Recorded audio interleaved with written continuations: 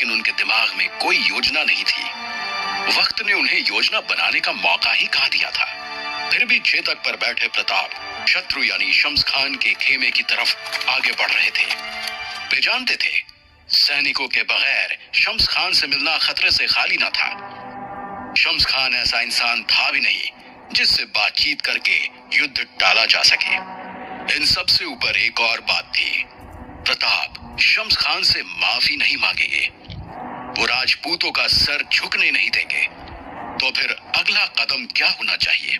इसी उधेड़बुन में रात के अंधेरे को चीरते हुए वे यूं आगे बढ़ रहे थे मानो वे रात को वहीं थाम लेना चाहते थे, मानो वे सुबह ही नहीं होने देना चाहते थे। क्योंकि आने वाली सुबह मेवाड़ के लिए आसान नहीं होने वाली थी। इधर राजमहल में महाराणा उदय सिंह की सबसे छोटी पत्नी धीरबाई लगभग दौड़ती हुई हांफती हुई प्रताप की मां और उदय सिंह की पहली पत्नी जयवंता बाई के कमरे में जा पहुंची। धीरबाई को इस अवस्था में देख जयवंता बाई ने हैरानी से पूछा, धीरबाई क्या आप भूल गई कि आप गर्भवती हैं? ऐसी भी क्या आफत? जयवंता बाई की बात काटते हुए धीरबाई ने कहा, आफत की ही तो बात है। मैंने कुंवर प्रताप को अकेले महल से बाहर जाते देखा है। मैंने आवाज लगाई पर उन्होंने सुनी नहीं। जयवंता बाई ने बड़े धैर्य के साथ उनसे कहा, शांत हो जाइए धीरबाई, प्रताप मुझसे आज्ञा लेकर गया है। और हाँ, आपके गर्भ में पल रहे बच्चे के लिए इतनी उत्तेजना ठीक नहीं। धीरबाई लगभग चीख पड़ी, और मेरा वो बच्चा जो अकेले ऐसी अंधेरी रात में बाहर चला गया है, क्या उसके लिए ये ठीक है? कल सुबह हमारी सेना युद्ध के लिए प्रस्थान करेगी। शत्रु की नजर पहले से ही हमारे महल पर है, हमारे चारों तरफ खतरा है। ऐसे में कुंवर प्रताप अकेले कैसे? आपने उन्हें आज्ञा दी जाने की? कैसी मां हैं आप? जयवंता बाई के चेहरे पर चिंता तो थी, लेकिन उन्होंने शांत स्वर में कहा, प्रताप का शौर्य आप जैसी मां की वजह से ही है। नहीं देख पाया, वो हमें जौहर के लिए तैयार होते। अगर प्रताप लौट कर आए तो अवश्य शुभ समाचार ही लाएंगे। तभी जयवंता बाई के कक्ष के द्वार के पर्दे के पीछे एक आहट हुई। धीरबाई ने जयवंता बाई से चुप रहने का इशारा किया और फुसफुसाते हुए कहा, महारानी साहब, लगता है कोई हमारी बातें सुन रहा है। जयवंता बाई ने फुर्ती से द्वार तक पहुंचकर पर्दा हटाया, लेकिन वहां कोई नहीं था। उन्होंने निश्चिंत होकर कहा, वहम था आपका धीरबाई, इतने कड़े पहरे में कौन यहाँ आएगा? नहीं महारानी साहब, कोई तो था वहां। मुझे प्रताप को लेकर बड़ी बेचैनी हो रही है। एक तरफ धीरबाई के मन में घबराहट थी तो दूसरी तरफ प्रताप चेतक को सरपट दौड़ा रहे थे। इस वक्त प्रताप के आगे बस एक ही लक्ष्य था कि इस जौहर को रोकना होगा। तभी अचानक उनके सामने हाथ में मशाल लिए एक लड़की आ खड़ी हुई। गोरा चेहरा, मोटी मोटी काजल वाली आंखें। चेतक ने अपने तेज कदम रोक तो लिए, लेकिन उस लड़की को देख वो हिनहिना उठा। प्रताप ने पूछा, आप कौन हैं देवी, और मेरा रास्ता किस लिए रोका है? उस लड़की ने अपना सिर झुका लिया। वो थोड़ा हिचकिचा रही थी। कुंवर प्रताप ने दोबारा पूछा, बताइए देवी, क्या आपको कोई परेशानी है? उस लड़की ने बहुत ही भावुक होकर कहा, कुंवर साहब, हमारी जान बचाने के लिए आपका बहुत बहुत धन्यवाद। शम्स खान जैसे राक्षस से हमें छुड़वाकर आपने जो किया है, हम जीवन भर आपके कर्जदार रहेंगे। प्रताप को याद नहीं आ रहा था शम्स खान के हरम से जो लड़कियां उन्होंने छुड़वाई थी, उनमें ये लड़की भी थी या नहीं। इसके बावजूद भी ये लड़की उन्हें देखी देखी सी लग रही थी। प्रताप ने कहा, इसमें धन्यवाद जैसी कोई बात नहीं है। मेवाड़ की स्त्रियां मेवाड़ की शान है, और अपनी शान को बुरी नजर से बचाना ये तो मेवाड़ के हर पुरुष का धर्म है। ये सुनते ही उस लड़की के चेहरे पर एक अजीब सी चिंता आ गई। उसने कहा, मेवाड़ के सारे पुरुषों के बारे में हम ये नहीं कह सकते कुंवर साहब। शम्स खान का हम लड़कियों को बंदी बनाना, ये कार्य मेवाड़ राज्य के ही किसी खास व्यक्ति की मदद से हुआ है। ये बात सुनते ही कुंवर प्रताप चौंक गए और कहा, आप जानती भी हैं कि आप क्या कह रही हैं? कोई सबूत है आपके पास?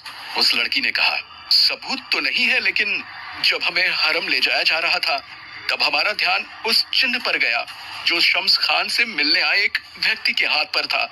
हम उस व्यक्ति का चेहरा तो नहीं देख पाए, लेकिन हमें लगता है उस चिन्ह का जुड़ाव मेवाड़ से है। कुंवर प्रताप ने पूछा, आखिर ऐसा क्या था उस चिन्ह में? उस चिन्ह के बारे में थोड़ा विस्तार से बताइए। जब उस लड़की ने उस चिन्ह के बारे में बताया तो कुंवर प्रताप के होश उड़ गए। राज्यसभा के अलग अलग मंत्रालय के लोगों को अलग अलग चिन्ह दिए गए थे और इस वक्त जिस चिन्ह की ये लड़की बात कर रही थी, कुंवर प्रताप समझ गए थे कि वो किसके हाथ पर था। उन्होंने उसी वक्त चेतक को घुमाया और शम्स खान से मिलने की बजाय दूसरी दिशा में घोड़े को दौड़ाने लगे। इस लड़की ने एक बड़ी साजिश की खबर दी थी और वो भी घर का एक भेदी ही रच रहा था। प्रताप के वहां से जाते ही वो लड़की दौड़कर पास के एक टीले पर चढ़ी और उसने अपनी मशाल को जोर से लहराया। उसकी मशाल की रोशनी देखकर वहीं गांव के एक शख्स ने अपने हाथ में पकड़ी मशाल को लहराया और उसके जवाब में मेवाड़ के महल की एक खिड़की से भी एक मशाल जल उठी। मशाल वाला वो शख्स जिसने उस लड़की को इशारा किया था, पास ही एक गांव से गुजरते हुए एक घर में घुसा। उसने उस घर के मालिक का गिरेबान पकड़कर कहा, कुंवर प्रताप इसी ओर आ रहे हैं किशन सिंह, और हमने उन्हें जो तुम्हारे बारे में बताया है वो तुम्हें किसी भी कीमत पर जिंदा नहीं छोड़ेंगे। अगर जिंदा रहना चाहते हो तो वही करो जो मैं कहता हूँ। किशन सिंह के हाथ पैर कांपने लगे। उसने घबराते हुए कहा, लेकिन मैंने तो ऐसा कुछ नहीं किया, मैं तो कभी शम्स खान से मिला ही नहीं। वो शख्स हंसते हुए कहने लगा, लेकिन इस बात का भरोसा कुंवर प्रताप को कैसे दिलाओगे किशन सिंह? वो तो हमारी बात पर भरोसा कर चुके हैं। और क्या मिला तुम्हें? सालों तक उदय सिंह और प्रताप का वफादार बनकर। अपना फायदा चाहते हो तो मेरी बात सुनो। प्रताप यहाँ आए जरूर, लेकिन यहाँ से जिंदा वापस ना जा पाए, समझे? किशन सिंह अजीब स्थिति में था। अगर वो उस आदमी की बात मानता तो गद्दार कहलाएगा, और अगर नहीं मानी तो जान से जाएगा। वो उस शख्स की बातों में बुरी तरह फंस चुका था। उस शख्स ने कहा, अपनी जान बचाने का अब तुम्हारे पास एक ही तरीका है, प्रताप को मार दो। मैं तुम्हें स्वर्ण मुद्राएं दूंगा और वो लेकर तुम अपने परिवार के साथ मेवाड़ से दूर चले जाना। इतना कहकर वो शख्स किशन सिंह के घर की दीवार फांदकर गायब हो गया और कुछ दूर खड़े होकर उसके घर की ओर देखने लगा।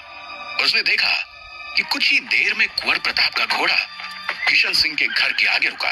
कुंवर प्रताप को अभी भी विश्वास नहीं हो रहा था कि किशन सिंह जैसा व्यक्ति, जो सालों से उनके पिता उदय सिंह के सबसे वफादार लोगों में से एक था, आखिर ऐसा कैसे कर सकता है। उस लड़की की बात पर भरोसा करने से पहले उन्होंने सोचा कि किशन सिंह की परीक्षा ली जाए। वो अपने घोड़े से उतरकर किशन सिंह के घर के अंदर पहुंचे। अंदर पहुंचते ही किशन सिंह और उसकी पत्नी ने कुंवर प्रताप को देखा और कहा, बाबूजी राज, आप यहाँ? कोई जरूरी काम था तो हमें महल बुलवा लिया होता। कुंवर प्रताप ने कहा, क्या मैं आपसे और आपके परिवार से यूं ही मिलने नहीं आ सकता? किशन सिंह ने अपनी घबराहट छिपाते हुए कहा, नहीं नहीं, ऐसी बात नहीं है भाऊजी राज, आइए बिराजी। वैसे भी भोजन का समय हो चुका है, अब आप यहाँ आए हैं तो भोजन करके ही जाएंगे। किशन सिंह ने तुरंत ही खाने की व्यवस्था जमाई और अपनी पत्नी से ऊंची आवाज में कहा, सुनो, बाबूजी राज के लिए खाना लगा दो, और हाँ, खाने में वो खीर परोसना मत भूलना। खीर लाने के लिए किशन सिंह ने जिस तरीके से अपनी पत्नी से ऊंची आवाज में कहा था, कुंवर प्रताप को थोड़ा अजीब लगा। कुछ था किशन सिंह के घर की हवाओं में जो प्रताप को ठीक नहीं लग रहा था। कुछ ही देर में किशन सिंह की पत्नी भोजन की थाली लेकर आई और थाली कुंवर प्रताप के सामने रखे पाटले पर रख दी गई। वो कुंवर प्रताप को भोजन परोसने लगी। उसी समय कुंवर प्रताप ने अपना हाथ पानी के गिलास की ओर बढ़ाया और तभी उनका हाथ गलती से किशन सिंह की पत्नी के हाथ से टकराया, जो इस समय कुंवर प्रताप की थाली में खीर परोस रही थी। हाथ टकराने से थोड़ी सी खीर फर्श पर गिर गई। किशन सिंह ने कहा, आप भोजन ग्रहण कीजिए बाबूजी राज, ये मैं अभी साफ करा देता हूँ। प्रताप ने किशन सिंह से कहा, नहीं नहीं, रहने दीजिए, मैं खाकर उठूं तब साफ करा दीजिएगा। वैसे आपका बेटा रमन कहाँ है? मुझे याद है वो कभी कभी महल आया करता था, कई बार वो मेरे लिए बेर लेकर आता था। किशन सिंह प्रताप के मुंह से अपने बेटे की बातें सुनकर भावुक था और इस ग्लानि में डूबा जा रहा था कि वो ये क्या करने जा रहा है। प्रताप ने जानबूझकर किशन को बातों में उलझा कर रखा, क्योंकि उन्हें उसकी नीयत समझनी थी। उसके बाद कुंवर प्रताप ने किशन की पत्नी से थोड़ी धीमी आवाज में कहा, भोजन देखने में बड़ा स्वादिष्ट मालूम होता है। किशन सिंह की पत्नी ने यह तारीफ सुनकर कहा, जी धन्यवाद। ये जवाब सुनकर कुंवर प्रताप थोड़ा हैरान थे। दरअसल कुंवर प्रताप ये पता करना चाह रहे थे कि क्या उनकी पत्नी वाकई ऊंचा सुनती हैं, क्योंकि थोड़ी देर पहले किशन सिंह ने खीर वाली बात को बड़ा जोर देकर कहा था। अब कुंवर प्रताप को लगने लगा कि वाकई दाल में कुछ काला है। तभी उनका ध्यान फर्श पर गिरी खीर पर गया। उसी वक्त किशन सिंह भी वहां पहुंचा एक कपड़ा लेकर, जिससे वो उस खीर को साफ करने वाला था। लेकिन उसने देखा कि कुंवर प्रताप बड़े गौर से कुछ देख रहे थे, जो देखकर अब किशन सिंह भी घबरा रहा था। दरअसल उस खीर के आसपास कुछ चींटियां थी जो धीरे धीरे मर रही थीं। कुंवर प्रताप तुरंत ही खड़े हो गए। उन्होंने अपनी मयान से तलवार निकाली और किशन सिंह के गर्दन पर रख दी। किशन दादा, हमें आपसे ये उम्मीद बिल्कुल नहीं थी। सच सच बताइए, किसने कहा यह करने को? शम्स खान ने, बताइए। किशन सिंह की पत्नी रोने लगी और हाथ जोड़कर कुंवर प्रताप से अपने पति की जान की भीख मांगने लगी। किशन सिंह ने रोते हुए कहा, मैं मजबूर था बाबूजी राज, मुझे माफ कर दीजिए, मुझे माफ कर दीजिए। वो शम्स खान नहीं है। प्रताप ने गुर्राते हुए पूछा, फिर कौन है? किशन सिंह ने फुसफुसाकर कहा, बाबूजी राज, मैं नहीं बता सकता, बस आप यहाँ से चले जाइए, आपकी जान खतरे में है। लेकिन प्रताप का गुस्सा आसमान छू रहा था। उसने रोबदार आवाज में कहा, मेरी जान खतरे में है? मुझे मारने की योजना बनाकर मुझे ही आगाह कर रहे हो? गद्दार हो तुम किशन सिंह, गद्दार। मैं यहाँ से तब तक नहीं जाऊंगा जब तक तुम मुझे ये नहीं बताते कि ये साजिश किसकी है। गद्दार शब्द सुनते ही किशन सिंह लगभग निढाल हो गया। एक अनजान आदमी की बात मानकर उसने अपनी जिंदगी में जो कुछ कमाया था वो एक ही पल में कुछ स्वर्ण मुद्राओं के लिए गंवा दिया था। उसने कहा, ठीक है तो सुनिए, जिस युद्ध की घोषणा आपके पिता महाराज उदय सिंह ने की है, जिस युद्ध के लिए शम्स खान मचल रहा है, उसमें दोनों की जान खतरे में है। आपके पिता और शम्स खान दोनों की जान जाएगी कुंवर साहब। कोई और है जो इस स्थिति का फायदा उठाना चाहता है। कुंवर प्रताप ये बात सुनते ही हैरान हो गए। वो सोचने लगे कि आखिर कौन है जो उनके पिता और शम्स खान दोनों की जान लेना चाहता है। उन्होंने पूछा, कौन है वो? हमें पूरा सच बताइए जल्दी, नहीं तो। किशन सिंह ने हड़बड़ाते हुए कहा, वो। इससे पहले कि किशन सिंह कुछ कहता, उसे अपनी खिड़की से थोड़ी दूर खड़ा वही शख्स दिखा जिसने उसे कुंवर प्रताप को मारने को कहा था। किशन सिंह ने धीरे से कहा, हमें माफ कर दीजिए बाबूजी राज, हमसे बहुत बड़ी भूल हो गई, हमें बचा लीजिए। आपकी जान कौन लेना चाहता है इस बारे में हम यहाँ नहीं बता सकते, हमारी जान खतरे में है। हमें ले चलिए, हम महाराज के सामने बताएंगे ये बात। हमें यहाँ से ले चलिए कुंवर प्रताप, हमें यहाँ से ले चलिए। कुंवर प्रताप किशन सिंह के घर से बाहर निकले। बाहर निकलते ही उन्हें महल का एक सेवक दिखा। उन्होंने उसे बुलवाकर महल में ये संदेश भिजवाया कि किशन सिंह को महल पहुंचवाने के लिए 2 सैनिकों को भेजा जाए। और इतना कहने के बाद वो शम्स खान से मिलने उसकी छावनी की ओर बढ़े। शम्स खान की छावनी में अगले दिन सुबह युद्ध के लिए पूरी तैयारी चल रही थी। अफगान किले के पहरेदार ने जैसे ही प्रताप को देखा वो सतर्क हो गया। प्रताप ने चेतक से उतरे बिना ही कहा, शम्स खान से कहो प्रताप सिंह आए हैं। पहरेदार ने प्रताप को ऊपर से नीचे तक देखा और कहा, कल जंग है और आज दुश्मन हमारे सरदार से बात करना चाहता है। मैं जानता हूँ ये राजपूतों की चाल है, मैं अपने सरदार को इस खतरे में नहीं डाल सकता। प्रताप उस पहरेदार को समझाने की कोशिश कर रहा था कि उनका शम्स खान से मिलना जरूरी था, लेकिन वो पहरेदार टस से मस नहीं हुआ। उसने प्रताप और शक्ति सिंह को बस 2 ही दिन पहले किले में घुसकर कोहराम मचाते देखा था। किले की खिड़की से शम्स खान ये माजरा देख रहा था, लेकिन वो भी शांत खड़ा हुआ था। प्रताप को आखिरकार पहरेदार को बताना ही पड़ा और उसने कहा, जाकर शम्स खान से कह दो कि युद्ध में उसकी जान को खतरा है, जिसकी वजह युद्ध से अलग है। पहरेदार जोर से हंस पड़ा। यह बताने आया है हमारा शत्रु कि सरदार की जान खतरे में। जाओ कुंवर, किसी और को बुद्धू बनाना। कल की जंग तो होकर रहेगी और राजपूतों के हाथ नहीं मरेगा शम्स खान। प्रताप ने चिंतित स्वर में कहा, ये जंग ना हो, इसमें ही सबकी भलाई है।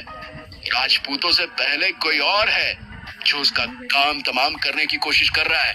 प्रमाण चाहिए तो शम्स खान से कहो हमारे महल आ जाए। पहरेदार फिर से हंसा और बोला,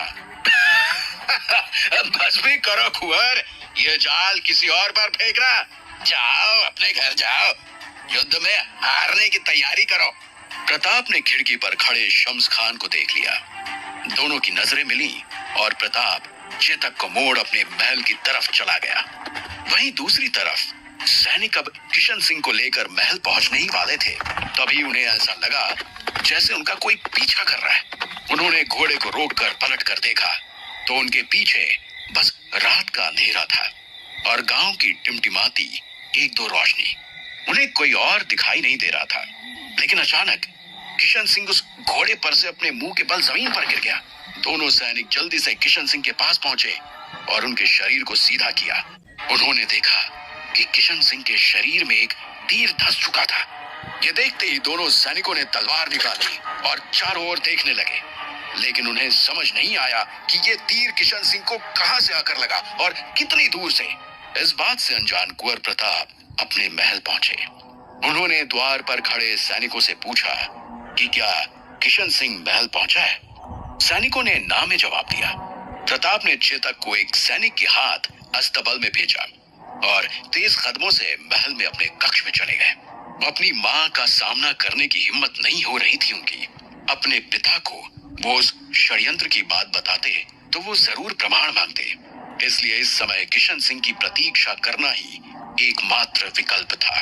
प्रताप अपने कक्ष में खड़े किशन सिंह के महल में आने का इंतजार करने लगे। सुबह की मध्यम रोशनी फैल गई थी। किशन सिंह अब तक नहीं आया था। क्या ये युद्ध होकर रहेगा? ये विचार प्रताप की बेचैनी बढ़ा रहा था। और अगर किशन सिंह की बात सही थी तो युद्ध में महाराणा उदय सिंह की जान जाने वाली थी। तभी उन्होंने अपनी खिड़की से देखा, दूर क्षितिज पर 3 सफेद पोश घुड़सवार तेजी से महल की तरफ आ रहे थे। कौन थे ये घुड़सवार? राजपूत तो नहीं लग रहे थे, ना ही अफगानों का कोई झंडा था उनके पास।